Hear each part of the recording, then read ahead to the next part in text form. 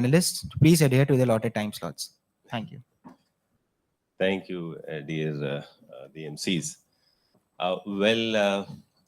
As you know, I am already being signaled by Dr. R.K. Mishra that we are running much behind the schedule and we have to complete. When he has given me a target to complete the discussion by 1 o'clock, though I was again signaling him, sir, it's very difficult for me also. I have to justify my role as well.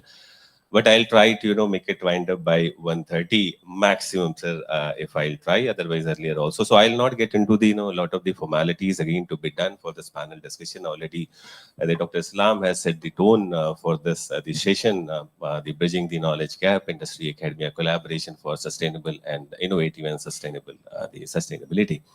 So straightforward, rather, I think that I need to jump and then sail the entire, the discussion forward. Since we have the representation from the academy and the industry, they both on the dais, it will be very great for us, probably listening both of them. So I would like to start with the Dr. Rana. Who is with us. Probably, sir, as the Dr. Islam was also saying, and if I also generalize, and if you see, before the 2005 setting of the National Knowledge Commission, both the industry and academia were working in the silos, and hardly there was, the joint efforts were made visible. However, post 2005, if we see, the lot of the initiatives has been taken jointly, being taken by the industry and academia. And later, the results are also visible. But still, since we are talking, even we have traveled along. So far, we have, 20 years, somehow we have almost, recovered together. But still, the gap exists. Because if we are talking right now also, it means there is something. And then Dr. Islam and the previous panel were also talking, though, a lot of the gap has already been filled, but still the knowledge and the skill gap exists. So how do you see where we are lacking, sir? Why so far we are not able to complete this journey and still we are coming back and talking years after years? Thank you very much. Thank you, ERDA team and Christ University team and Mr. Mishra, Dr. Mishra in particular.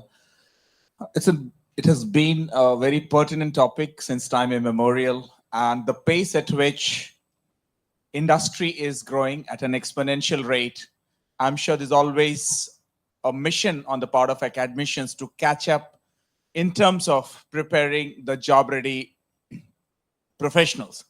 So coming to the point, like in US and other developed economies, the academicians are invited on board of various organizations, top-notch organizations, wherein I'm talking particularly with respect to the business academicians, business management academicians.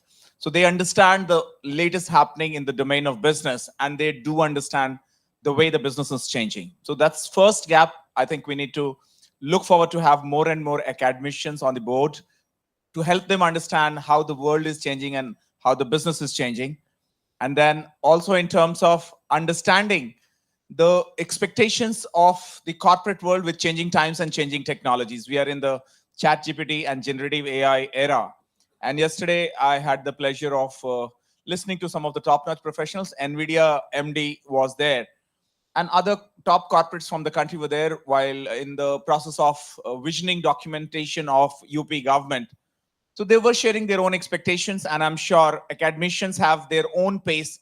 The time which we take in terms of upgrading the curricula in the university system, we have the Board of Studies, Academic Council, governing body. So by the time we recommend the first set of recommendations for upgradation of curricula, it's already obsolete by a couple of years.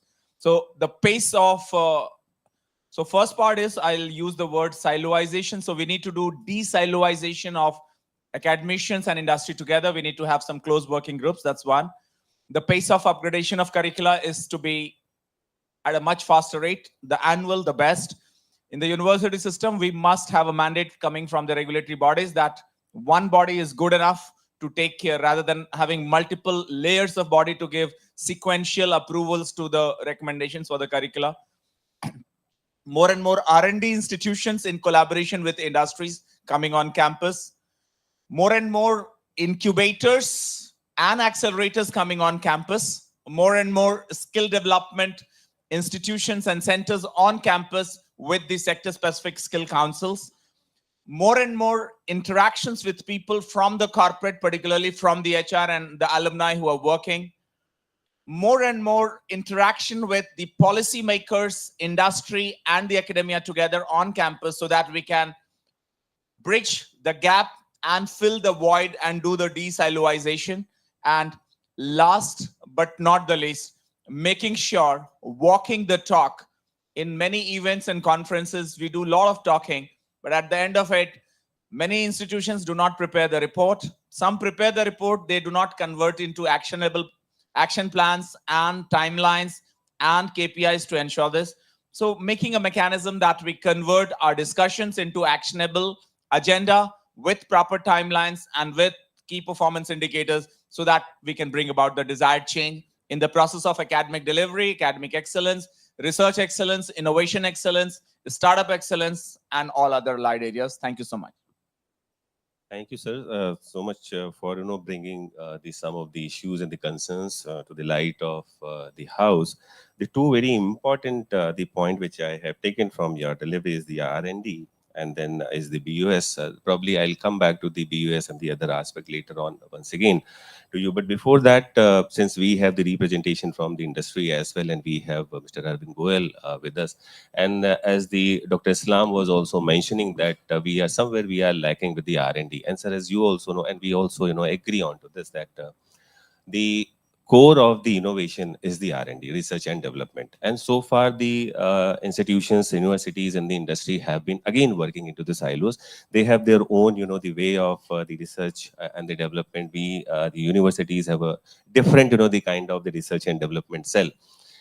And that's how the expectations of the industries are not coming, together, and we are not able to, university specialists are not able to, deliver what is being required and asked by the industry. So mismatch is there.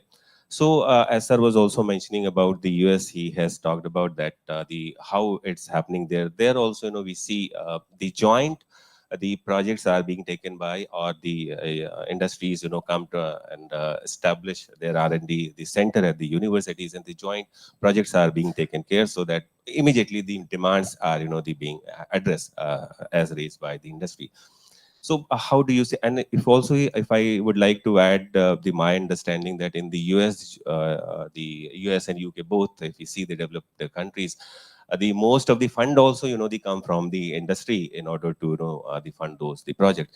But unfortunately in India, if you see, somehow we have not probably thought of, or even if it has been thought of, maybe at the very the initial stage. So a lot need to be done in this the area. So how do you see the challenges and the prospect for this kind of the initiative between the industry and the academia? Sir. Okay. So thank you, first of all, ERDA, Mishra ji, for inviting us for this opportunity. So I had a few months before we had interaction with the students. So the as the topic is, bridging the knowledge gap between the industry and the academia. So we are from the industry and we face the academia as well. So then the point is, what things are missing is, one, how we can develop the things. So first point is having the practical knowledge of the industry for the students. How we can do this? Few months before, we had interaction with the MDI University. So they came to us and they said that we wanted to do some project. So they took all the numbers, means all the PPTs and all the financial numbers, sales numbers and everything. And they did study for, about 1 month. And they asked us, our management, including me, to come forward and just, listen to the students, not just to share your ideas, but listen to the students. So what we found means they did the, very, I should say, good research in terms of numbers, whether it's sales or financials. So few of the students spoke about, export, but we were not doing what they wanted to have. Means as a Pansari group, you achieved this, but we are seeing more potential into your exports angle. So few of the students talk about, the penetration of the products, that, there are some areas where you are missing, your products are not displaying and we are not getting it. So they did thorough research on the ground. So they went to the retail shops, they ask for that what is happening. So my point is, so after doing this project, so they got to know where we are having the interest or skills. So few of the students only talk about the numbers, like financial numbers, balance sheets, profit and loss, how the ratios are showing, and profitability ratios, balance sheet ratios.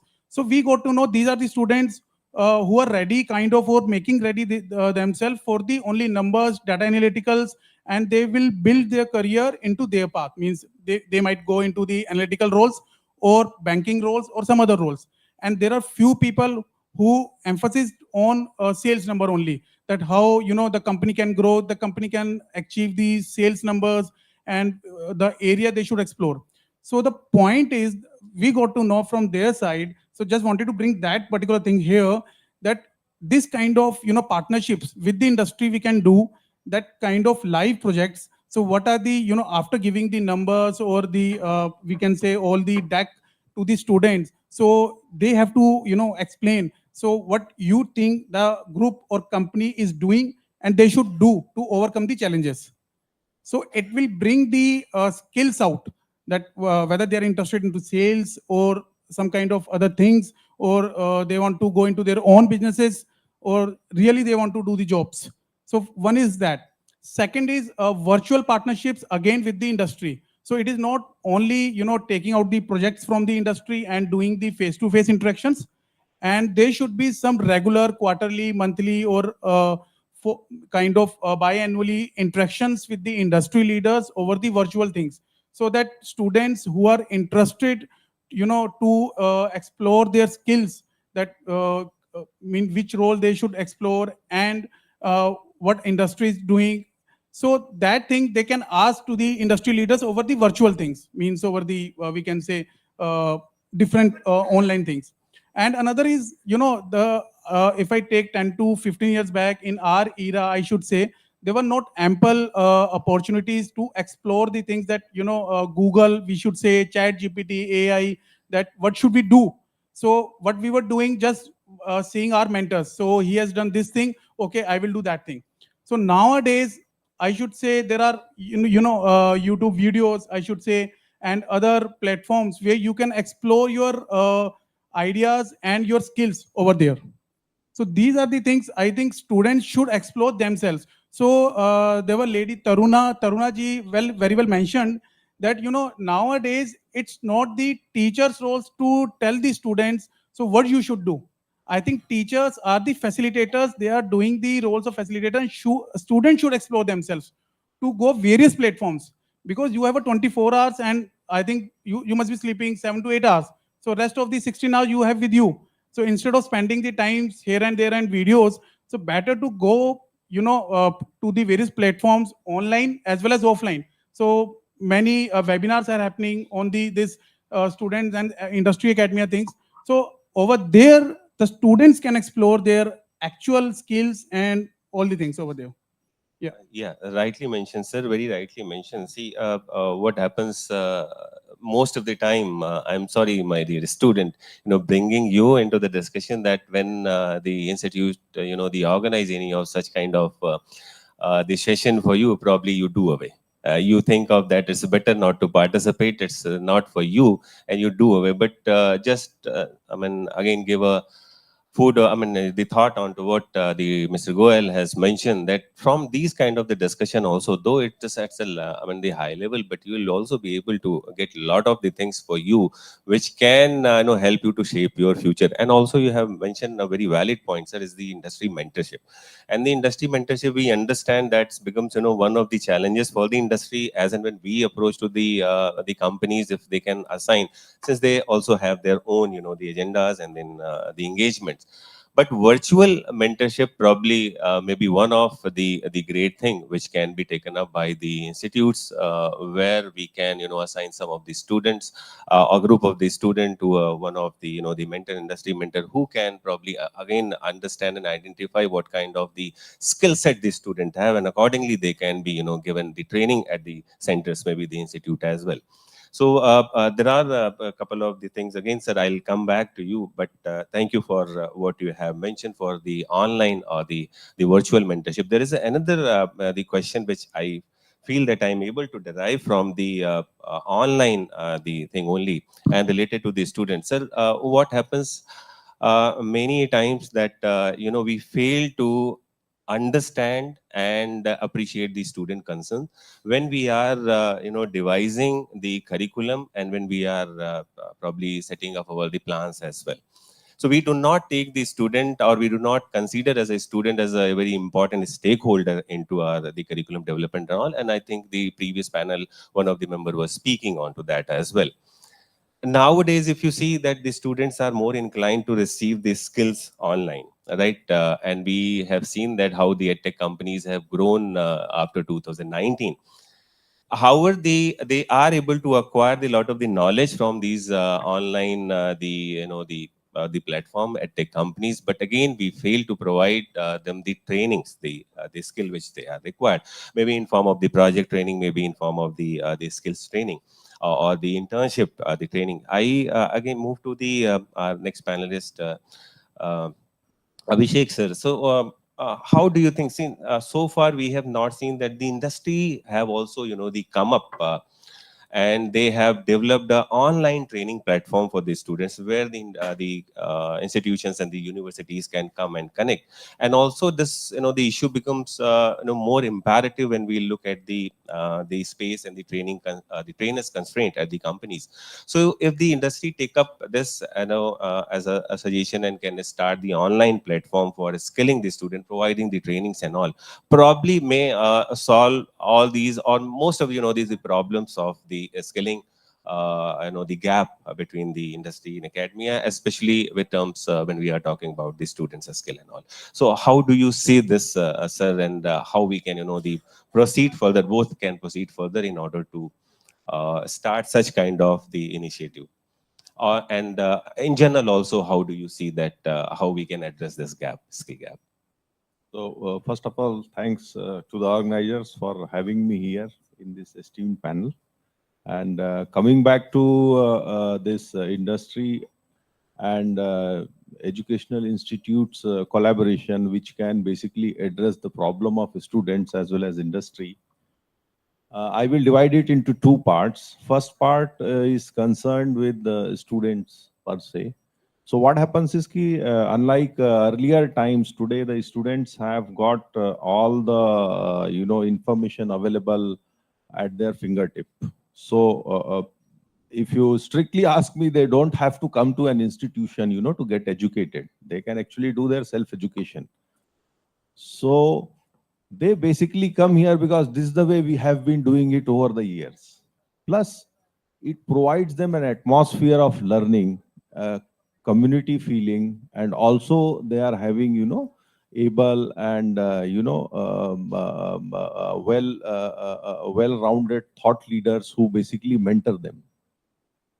So this is the reason they come, and our educational system is that it has to basically, award them a degree, which I think through this new policy now is moving towards, the skill-based learning, so that we can do away with this colonial hangover and basically build a sustainable future for students, to provide them economic opportunities so that they can sustain their livelihood as per their aspiration. And also the society is in equilibrium. Now here what happens is the students have everything at their disposal. They are coming to the institution for getting the knowledge in groups. But what they lack is how the real thing actually gets played out. So this is where I think the internships and those kind of project-based assignments come into picture. And this particular thing, fortunately, I am from healthcare. So this has been in practice for long, because in healthcare, basically, you have two things. One is that whatever is your infrastructure, whatever is your technology at play nowadays, and this basically is added with the humanware, if I may call so, led by doctors, nurses, paramedics, and administrative staff. And when you scale it up, the administrative staff goes up a bit, kind of thing. So here, doctors have been basically taught by doctors, well-established practice. So no two questions about it. The great nurses which India produces, they basically, learn it on the job, apart from whatever theoretical reading and studying they have to do and get a degree, if I may say so. Otherwise, they make a good nurse at a place where they can practice their craft.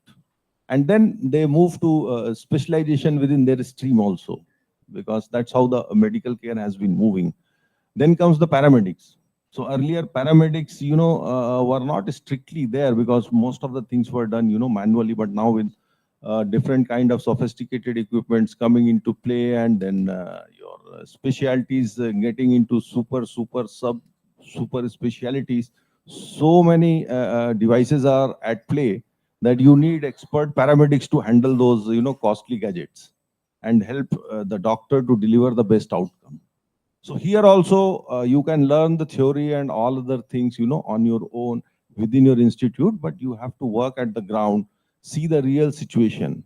And in all these things, the only difference is that every time there is a live person involved at the time of, providing the care, healthcare requirement.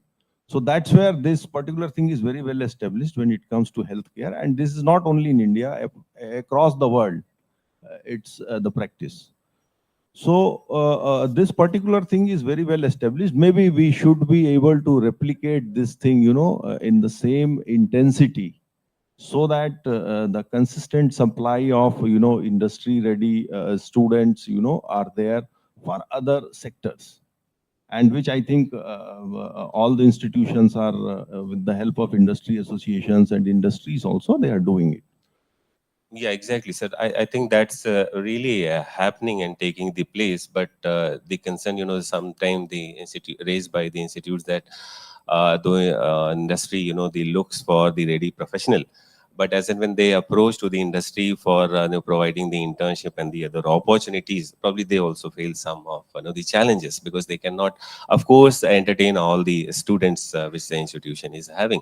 So that's how the gap remains. Though they are acquiring the knowledge inside the classroom, a lot of the things they are being taught, but they are not able to practice them into the field. So that's why the simulation and an online thing, which I was the asking. However, we understand the challenges remains with the industry as well, and they have a lot of the things. But still, probably I'll come to you with another question, sir, with this. But again, come back to the Dr. Rana, as we were talking about the BOS, Board of Studies and all, and I think the previous panel was also talking. The thing is, we do have, the fabulous academic boards in the academic institutions and the universities. But and then industry representation is also there, and annually they are being invited to provide the feedback on the curriculum. They are there, they are doing it, and probably they are justifying the job also. But probably those boards are not, I would say that they have never been able to deliver the results what is being, desired. So one thing is what I would again ask to Dr. Rana, that how we can make these boards, the very effective, which are there. And probably since the industry also, as we said, and Sir was also mentioning that the limitations are there, we cannot expect that every time they are standing, right? But through the participation through these various boards, probably they can provide their inputs, and we can, take their suggestions forward in order to improve the curriculum and make it more innovative and industry-ready professionals. So how we can, the make sense, you come from this, and then you also might be having so many boards working with you in your institution. How you are making these boards very effective, if you can share your insights on this. Thank you. I think that's a marvelous question. Before I discuss about the effectiveness, I'll just share a small scenario which was there in UAE at one of the universities. Like UGC, UAE has CAA, Commission for Academic Accreditation. So Commission for Academic Accreditation, it de-accredited a program for 1 year. And the one-liner was that the curricula has not been aligned with international norms. And you all will be delighted to know, CAA norm, it had a one-liner norm. The curricula should match international norms in terms of content, coverage, level, and practice. This is a one-liner standard of UAE, and it takes many, many years to ensure alignment by the various universities and higher educational institutions out there. So for 1 year, the program could not be run. And then I was leading the quality assurance and academic team. So I assured the top management we'll do it. So we saw what was being done by American, and it was a dentistry program. So we saw what was recommended by American Dental Association, American Dental Educators Association. We saw the minutes of the meeting of the last 10 years in general and last 5 years in particular.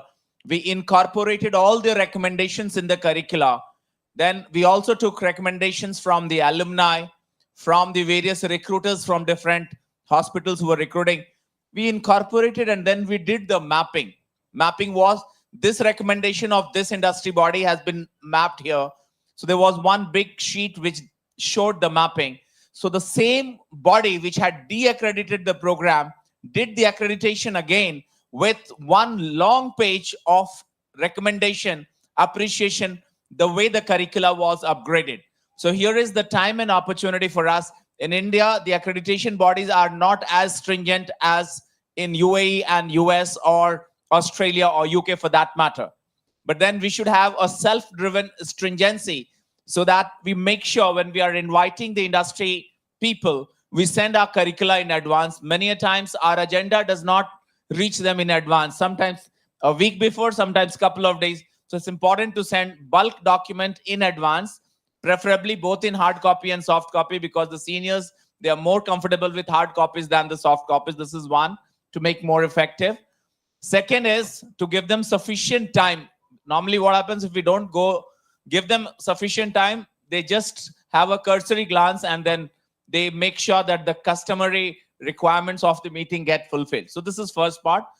Second part, we give them sufficient leeway to give full throttle as to whatever you recommend will get implemented. Sometimes in private sector institutions, it does not get implemented due to financial constraints because their recommendations are slightly of higher order. Maybe if they recommend of simulation and other top-notch journals, the budget may run in crores, which may make the program unviable, unfeasible, and so on. So understanding to find the middle path, excellence in academics is also part one. And so understanding what would be the middle path in terms of accepting the recommendations, making sure we reach academic excellence, and simultaneously the viability of the program does not go for a toss. This is the second part of it. Third part of it, we do have, sometimes there are industry experts who are also teaching in some courses. So they tend to be more effective in comparison to others who are not teaching. Because once you teach, you do understand what has been the expectation of the students, part one, what has been the optimal blend of knowledge, skills, and competencies to be delivered, how it was accepted by the recruiters, and how the students are facing problem at the workplace, and how the recruiters are facing. So he probably has a better, overall landscape of, he was there at the level of structuring the curricula. He was at the level of delivering the curricula. And he also understood what were the challenges. In India, we do not do much of statistical analysis. But in US, we talk about doing a lot of research pertaining to the questions which have been asked to the students. We were doing in medical science. We used to analyze the difficulty index of the questions which were, suppose we served the question to 100 students, only 80 could attempt and only 20 could get it right. So a research used to be done on what has been the difficulty index. We used to calculate the point by serial coefficient. A lot of statistical analysis used to go. And US has some bodies, they have dedicated centers for teaching, learning, and assessment. So we take the reports from teaching, learning, and assessment, what went right in the process of teaching, learning, and assessment, were the outcomes achieved, what were the recommendations from the theoretical perspective, from the practical perspective, from the industry perspective, and last but not the least, in terms of ensuring what was envisioned and what were the ultimate outcomes. Many Indian universities do not have the process of doing program analysis. Once, if it's an engineering program, 4 years, we do the entire program analysis as to what were the envisioned goals and objectives and outcomes. Were all of them achieved? If yes, to what extent? What went right in terms of the curricula? What are the curricular gaps? What went wrong in the process of academic delivery? What went wrong in terms of, were we having sufficient labs, lab resources, people to ensure the skill delivery part, and was it aligned with the industry expectations? So this has to be an ongoing process. So I'll just now complete his final expectation to make things more effective. Sufficient time to be given to all the stakeholders who are coming for the meeting. Second, proper documentation in a way that the recommendations become implementable. Sometimes there is a gap between what they wanted and how it got incorporated in the curricula and how it was delivered. So sometimes due to lack of optimal, participation of the stakeholders, it becomes the software development life cycle cartoon. I don't know how many of you have seen that cartoon, software development life cycle cartoon. Anybody here? Okay, I'll just give you a brief. Maybe the sales guy, he saw what was the expectation of the client. He came and briefed to his sales head. The sales head explained it to the software development head. They again explained it to people down the line, and they talked to the coding head. And by the time they finally prepared the program, it was markedly different from what the client expected. So we need to really understand to capture the expectations of the industry in letter and spirit and in the right earnest, and to have the right endeavors to make sure that it culminates towards envisioning. Means whatever they have envisioned, we need to make sure. So proper documentation, proper strategic and the operational action plans in academia as well as in laboratories, in academic classes as well as in the labs. And then we document what has been the gap. And then we ask the recruiters, do you find the difference of the students of the current batch vis-a-vis the yesteryear, so that we can analyze it. Thank you so much. Thank you, sir, for again giving some way forward how we can make these boards very effective. However, again, if I add to that what you have said, and I think most of the academic institutions have started following the NEPs because it has made compulsory for all of us to follow, and then outcome-based education is one of the phenomena which is discussed there. And now I believe that universities and in the institutions both are looking into, and they are aligning their curriculum with the expected outcomes. And probably towards the end of the program, they need to assess that whether the program outcomes have been achieved or not. And if this is the followed very religiously, I can say that the gap which we are talking now, maybe tomorrow or maybe in a year or few years to come, will be able to fill it. And the documentation, as you were talking, definitely the documentations are really very required. And I believe that the digitalization of the documents are also very important. That has to be put on the website. One of the good practices which we do in the Christ, just mentioning it here, sir, that we put all such the documents on the website, which is accessible to the rest of the stakeholders, as and when they want, they can see that.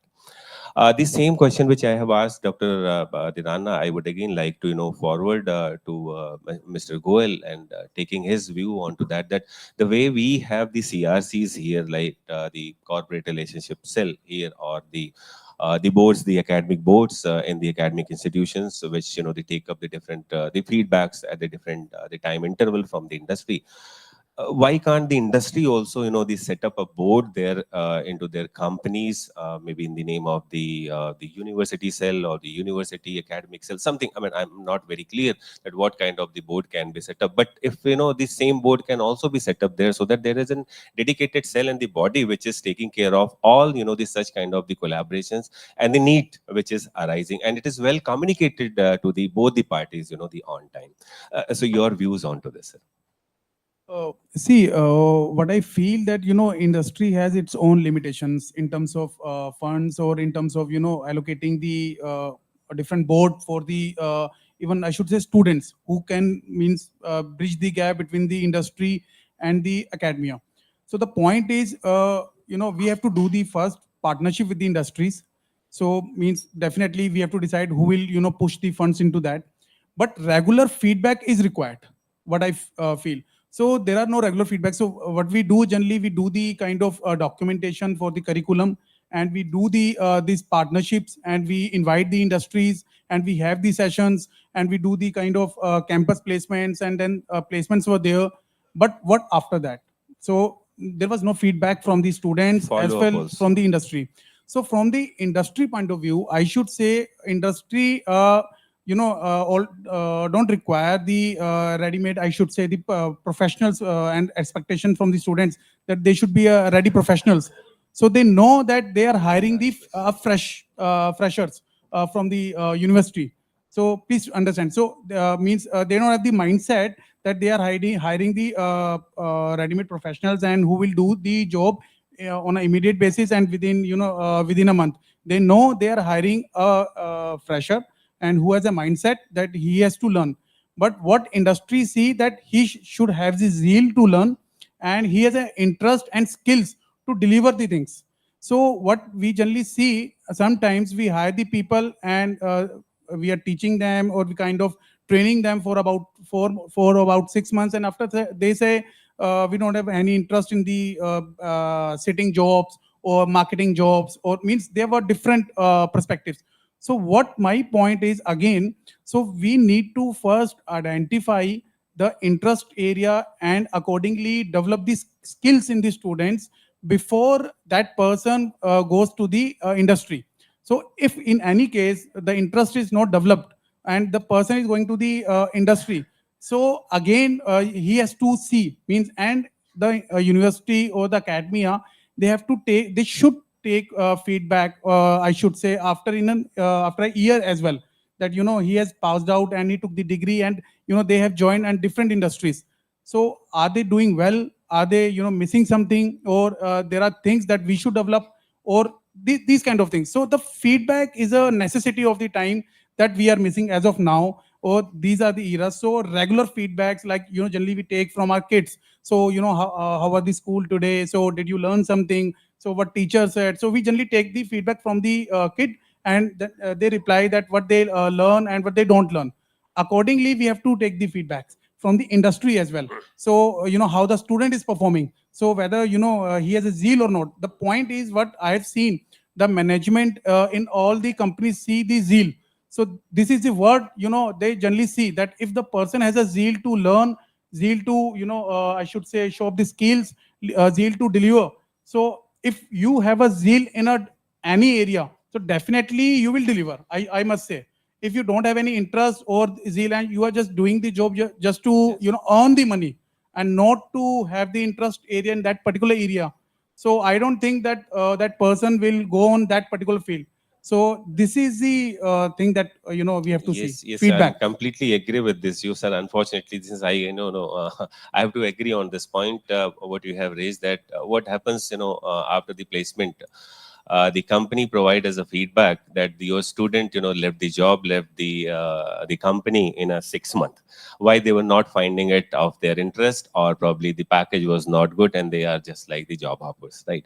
So it's become very difficult for us to spend the money on the student to develop and then train them, and after those few months we see that they are parting from us, which is not at all a good sign. So it is very important for the academics also, academia as well, to take up this point very seriously, that how we are training our student, not in terms of the academic and the skills. Also the mindset need to be the address there, that they need to focus, they have to stay with the company for a long say year, 2 year, 3 year, depending again on the interest. If they do not probably find the job of that interest, or probably they do not look in, they should opt the from that particular the drive as well. Otherwise it will keep on that the industry are hiring the student, but they are not able to perform there, and then it will back the fire on the institute as well, and for the student as well at the later stage, I believe. So I feel that this is the one of the very important and the genuine concern which we also come across many times from the companies who have recruited, and we are also addressing on. And I believe that the academic institution will agree with me, Dr. Rana will also agree with me, that this is exactly the phenomena which need to be addressed. And one more point, just wanted to add. What I felt, in our graduations and post graduations, there are 3 years and 4 years, and most of the years are academics. And we generally give in MBAs or graduation programs 2 to 3 months internship programs. So, in my point of view, personally, 2 or 3 odd months are nothing.